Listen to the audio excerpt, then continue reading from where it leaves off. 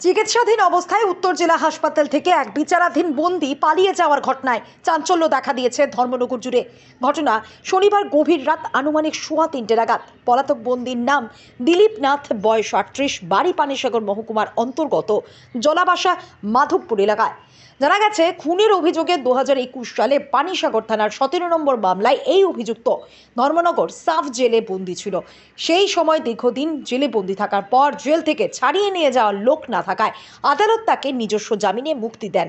কিন্তু পরবর্তীতে এই অভিযুক্ত আদালতের ডাকে হাজির না হওয়ায় তাকে আটক করে গত 8ই ফেব্রুয়ারি আদালতে পাঠায় পানিসাগর থানার পুলিশ। মাননীয় আদালত এই অভিযুক্তকে জেল হেফাজতে রাখার নির্দেশ দেন।